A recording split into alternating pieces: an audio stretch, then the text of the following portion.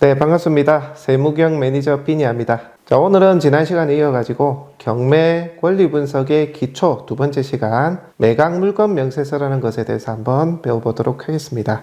매각 물건 명세서가 뭐냐 하면 여기 지금 보이시는 이게 매각 물건 명세서인데요. 이것은 매각 공고되고 입찰기일 2주 전에 법원에 이제 비치가 되는 법원의 공적인 문서가 되겠습니다. 여기에는 경매 물건에 대한 부동산의 표시, 그리고 권리사항, 그리고 감정평가서, 현황조사에 대한 기본적인 권리 분석 내용들이 다 들어 있습니다. 그래서 여러분들이 경매 물건의 권리 분석을 할 때는 반드시 챙겨보셔야 될 어찌 보면 가장 중요한 공적 장부가 된다고 볼 수 있습니다. 그래서 여러분들이 사설 경매정보지도 보시되 이 매각 물건 명세서를 열어서 열람을 해서 같이 권리상의 문제들을 비교해 보시는 게 필요합니다. 그래서 오늘은 여러분들에게 매각 물건 명세서 보는 방법, 그리고 경매정보지를 통해서 같이 비교하면서 보는 방법 한번 살펴보도록 하겠습니다. 자, 오늘은 8번째 시간이 되겠습니다. 오늘 강의는 지난 시간에 이어서 권리분석 기초 단계가 되겠는데요. 지난 시간 같은 경우는 매각 조건에 빨간 글씨가 없고 임차인 부분도 이렇게 빨간 게 없다면, 그리고 등기부 현황상에도 말소 기준 권리 이후에 빨간 게 없다면 별다른 문제가 없다라는 부분 말씀을 드렸고요. 그리고 말소 기준 권리, 소멸주의의 원칙하는 경매 물건의 가장 기초 베이스가 되는 말소 기준 권리에 대해서 한번 알아봤습니다. 자, 오늘은 두 번째 시간으로 기초적인 권리 분석을 하는 가이드가 되는 매각 물건 명세서에 대해서 한번 알아보도록 하겠습니다. 매각 물건 명세서가 뭐냐면요, 법원에서 제공하는 매각 공고되는 물건의 현황, 그리고 입찰 기일이라든지 권리상의 문제, 그리고 감정평가, 현황조사 내용을 해당 경매 물건의 공고를 보는 일반인들이 한눈에 알 수 있도록 관련 내용을 집약해서 표기 공고해 둔 법원의 공부라고 보시면 됩니다. 사실상의 법원의 공식적인 경매 물건에 대한 서류라고 보시면 되겠는데요. 자, 이 서류를 가지고 여러분들이 기초적인 권리 분석을 하실 수가 있습니다. 사실 그 서류가 현황과 다르다거나 실제 내용과 달랐다고 했을 때는 법원에 이의 신청도 할 수가 있거든요. 만약에 여러분들이 입찰 보증금을 내고 낙찰을 받았는데 매각 물건 명세서에 표기된 내용하고 다르게 돼 있다거나, 혹은 매각 물건 명세서 상에 어떤 내용이 표기됐어야 되는데 실제 관계가 너무 달랐을 때, 그래서 내가 사용수익이나 권리 행사를 할 수가 없다고 판단되면 법원에 이의 신청을 해서 보증금도 돌려받을 수 있는 그런 공적 장부라고 볼 수가 있습니다. 자, 보는 방법 보겠습니다. 우리가 특정 물건을 이렇게 검색을 하게 되면 이렇게 경매정보 사이트가 열리죠. 자, 저는 보이는 부동산 경매 사이트로 열람을 하고 있습니다. 여러분들 네이버에서 보이는 부동산 경매 사이트 검색해서 열람하시면 이렇게 따라오실 수가 있습니다. 그리고 스마트폰으로 구글 앱으로 보이는 부동산 경매 사이트 검색하시면 찾아오실 수가 있고요. 거기서 사건 번호 요거 한번 쳐보십시오. 2021-5494 하면 요 사이트가 열릴 겁니다. 같이 한번 따라해 보실 분들은 이렇게 똑같이 따라해 보셔도 좋을 것 같아요. 자, 이렇게 특정 물건에 대해서 저희가 임의로 열어봤는데요. 자, 오른쪽 편에 보면 등기를 볼 수 있는 이런 링크도 있고요. 매각 물건 명세서를 볼 수 있는 요 버튼도 있습니다. 요거를 클릭해 보시게 되면, 자, 요게 매각 물건 명세서라는 겁니다. 보시게 되면, 자, 사건 번호가 표기가 되어 있고요. 임의 경매인지 강제 경매인지 그런 거 있고, 작성 일자, 이 매각 물건 명세서를 작성한 날짜 이렇게 표기되어 있고요. 사법보좌관님 성함이 있고, 자, 그 다음에 최선 순위 설정이라는 내용이 있습니다. 앞 시간에 말소 기준 권리, 말소 기준 등기에 대해서 배웠죠. 그때 최선순위 설정을 제가 살짝 언급한 적이 있을 건데요. 이 최선순위 설정이 말소기준 권리 또는 말소기준 등기 동일한 용어입니다. 자, 매각 물건 명세서 상에는 말소기준 권리를 최선순위 설정이라고 표시를 합니다. 자, 이 말소기준 권리가 2015년 2월 11일 날 근저당권 설정된 등기상에 설정된 이 내용이 말소기준 권리다, 이 내용이에요. 자, 배당 요구 종기는 경매가 이제 진행되면서 돈을 받을 사람, 법원에 얼마 받을 거 있다라고 이 날짜까지 신청을 해라 라는 게 이제 배당 요구 종기라고 표시하는 내용이 배당 요구 종기 날짜가 되겠습니다. 자, 내려보시게 되면 임차 내역 쓰는 날이 있죠. 점유자 이름하고 뭐 점유 부분, 그 다음 임대차 기간 요런 것도 표시를 하게 되어 있습니다. 만약에 임차인이 있다면 여기에 다 표기가 됩니다. 전입일자도 표기가 되고, 보증금이 얼마인지 월세가 얼마인지 이런 것도 다 표기를 하도록 되어 있습니다. 자, 다음으로 등기된 부동산에 관한 권리 또는 가처분으로 매각으로 그 효력이 소멸되지 아니하는 것 해가지고 여기 칸이 있죠, 그죠? 자, 효력이 소멸되지 아니하는 것, 즉 다시 말해서 여러분들이 낙찰자가 낙찰을 받았을 때 그리고 소유권을 이전했을 때 등기상에 소멸되지 않는 권리가 있다면 여기에 매각물권명세서에 표기를 한다라는 얘기입니다. 자, 그 아래 거 보겠습니다. 매각에 따라 설정된 것으로 보는 지상권의 개요, 지상권 그리고 기타 설정된 내용이 있으면 여기에다가 표기를 하겠다 라는 내용입니다. 다시 말해서 인수권리가 있다면 표기한다는 내용이고요.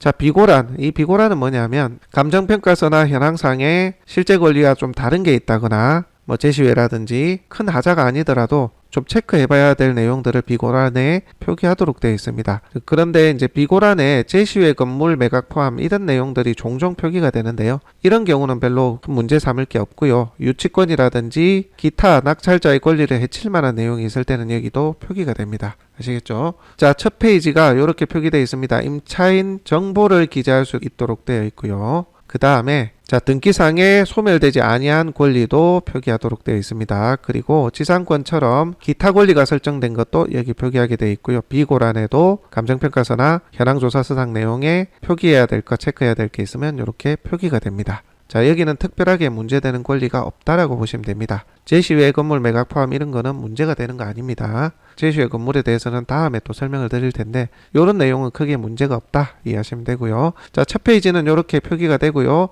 자, 다음으로 둘째 페이지 2페이지에 넘어가 보면 해당 경매 물건의 건물, 뭐 토지 나눠 가지고 이렇게 면적하고 주소하고 이렇게 표기가 되어 있습니다. 제시외는 등기상에 없는 뭐 추가로 달아낸 건물 이런 것들이 주로 제시외라고 표기가 되는데요. 우리가 최초 등기를 하고 나면 추가로 뭐 창고를 짓거나 보일러실, 베란다실 달아내거나 그런 것들을 좀 추가로 하는 경우가 있죠. 그게 등기에는 표기가 안 돼 있지만 현장에 갔을 때는 이렇게 추가 면적의 건물들이나 지상물들이 있다는 내용으로 표기를 하고요. 주로 매각에 포함되어 있다면 아까 위에처럼 자, 제시외 건물 매각 포함이라고 되어 있습니다. 특별히 문제 삼을 건은 없습니다. 자, 이렇게 부동산의 표시, 부동산의 주소 및 건물 토지의 면적에 대해서 이렇게 일괄 기재를 하고요. 그 밑에 감정평가 금액하고 회차별 최저 매각 가격하고 이렇게 표기가 되어 있습니다. 이게 이제 매각물건 명세서의 기본 개요라고 보시면 됩니다. 자, 근데 여러분들이 권리상의 문제 하자를 확인할 때는 요 첫 페이지, 이게 지금 첫 페이지죠. 첫 페이지 상에 임차 내역이 여러분들이 여기 경매정보지에 본 임차 내역하고 차이가 없는지 한번 보시면 되고요. 만약에 여러분들이 권리상에 매각 조건에 앞 시간에 배운 것처럼 빨간 글씨가 있다거나 임차인 현황에 요 점유자가 대항력이 있고 인수 권리가 있다는 표기가 있을 때는 매각 물건 명세서도 동일하게 혹은 비슷한 내용으로 여기 표기가 되어 있는지 같이 확인해 보시면 돼요. 자, 지난 시간에 하나 더 저희가 추가를 하는 겁니다. 법원의 공적 장부인 매각 물건 명세서를 여러분들이 그 전 시간에 기본적으로 경매정보지를 봐서 기본적인 권리관계를 조사했던 것처럼 빨간 글씨가 있는 거, 임차인의 대항력이 있는 거, 그리고 등기부 현황상에 말소 기준 이후로 인수하는 빨간 글이 있는 경우 매각 물건 명세서도 같이 보시면 된다. 이게 같은 권리관계 하자가 있으면 여기에 비슷한 내용으로 표기가 되어 있을 겁니다. 아시겠죠? 그렇게 같이 비교하면서 보시면 됩니다. 자, 그러면 다른 물건 가지고 한번 비교해 볼게요. 자, 이 물건으로 설명 다시 한번 드려보도록 하겠습니다. 자, 이 물건은 매각 조건에 보니까 토지 및 건물 지분 매각 이렇게 되어 있네요. 그죠? 재매각 요거는 여러분들 신경 안 쓰셔도 되고요. 재매각은 누가 낙찰받았는데 미납을 해서 다시 나온 경우 주로 재매각이라고 하는데, 자, 토지 및 건물 지분 매각 그리고 공유자 우선 매수 신고 대항력 있는 임차인 이렇게 빨간 글씨들이 여러 개 적혀 있습니다. 그죠? 챙겨볼 게 많다는 얘기죠. 자, 내려보시게 되면 자, 임차인 현황에 대항력이 있다고 돼 있죠. 그죠? 자, 근데 뭐 보증금 요런 정보는 없네요. 자, 내려보니까 임차관계 조사라고 되어 있는데 점유자는 소유자의 친할머니로 현재 별도의 임대차 관계없이 거주하고 있다라는 얘기입니다. 대항력은 있으나 제 전입일자를 봤을 때 친족이죠. 친족이 별도의 임대차 관계없이 거주하고 있다 해서 대항력이 있으나 낙찰자가 인수할 게 별로 없음을 암시하고 있습니다. 임대관계 조사에서. 자, 요 내용도 매각물건 명세서에 체크가 되어 있는지 보도록 하겠습니다. 자, 그리고 여기 주의사항 보면 아래쪽에 주의사항 여기 등기부 현황에 빨간 글씨 있죠. 여기 보면 뭐 지분 매각이다. 그런 내용이 있습니다. 자, 여러분들 등기부 현황에 여기 말소기준권리 이후에 빨간 거 인수 아니다 하더라도 요 바로 아래 어떤 빨간 글씨 있으면 체크해서 보셔야 됩니다. 아시겠죠? 자, 그렇다면 요거를 매각물건 명세서로 한번 보도록 하겠습니다. 자, 보시게 되면 자, 내려보시게 되면 임차인 현황이 있습니다. 점유자 현황이 있죠. 여기에 이제 할머니라고 할까 현황조사상에 표기가 되어 있는데 임대차 기간도 이제 되어 있고요. 보증금 차임은 해당 없다 되어 있고 전입일이 2012년 되어 있습니다. 자, 최선순위 설정이 2021년 8월 26일 경매 개시 결정 등기가 말소 기준 권리로 되어 있는데 그것보다 전입이 빠르죠.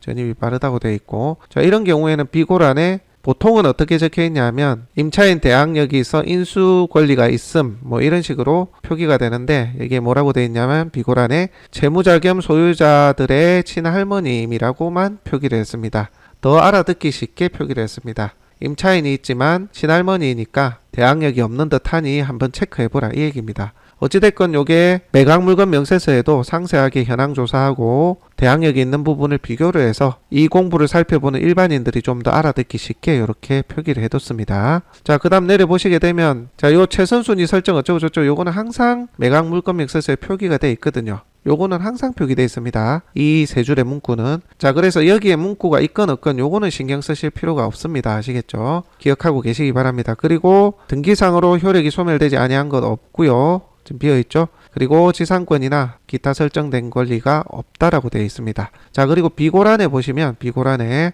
자, 지분 매각이라는 거 요런 거 표기되어 있죠. 그죠? 그 다음에 토지 건물 정확한 위치 경계 확인에는 측량이 필요하다. 요거는 아마 현황조사 감정평가서 상의 내용을 가져온 것으로 보여집니다. 자, 이렇게 보시는 것처럼 매각물건 명세서에도 여러분들이 챙겨봐야 될 내용들, 공유자 우선 매수 신고에 대한 내용, 지분 경매라는 내용, 재매각은 뭐 표기가 안 됐습니다만은 대항력 있는 임차인에 대한 정보, 조금 전에 요게 이제 대항력 있는 임차인이 어떤 사람인지에 대한 비고란의 정보를 표기했습니다. 그죠? 그리고 임차인에 대한 정보까지.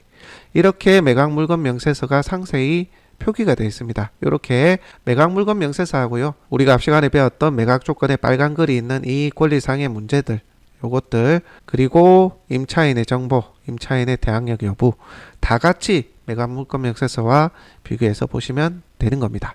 아시겠죠? 자, 이렇듯 매각물건 명세서는 법원에서 공시하는 공식적인 서류입니다. 그래서 이 내용이 사실과 다르거나 현황이 달라서 내가 권리 행사를 하는데 문제가 있거나 여기에 표기되지 않은 특정의 인수권리, 권리 하자가 있을 때는 이의제기를 할 수 있다 라고 이해하시면 됩니다. 아시겠죠? 자, 이 두 가지만 보면 사실상의 권리 분석은 끝이 납니다. 그래서 혹자는 매각물건 명세서만 볼 줄 알면 사실상의 권리 문제를 모두 다 파악할 수 있다 이런 얘기들도 하거든요. 그 정도로 매각물건 명세서는 모든 권리상의 하자 문제를 압축해 둔 그런 공적 서류라고 보시면 되는 겁니다.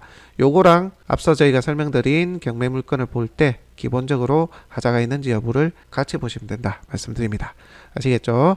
자, 오늘은 권리 분석의 기초 단계 두 번째 시간 매각물건 명세서를 살펴보는 것으로 오늘 강의를 만들어 봤습니다. 자, 다음 시간에 또 계속해서 경매물건을 살펴보는 방법 이어가도록 하겠습니다.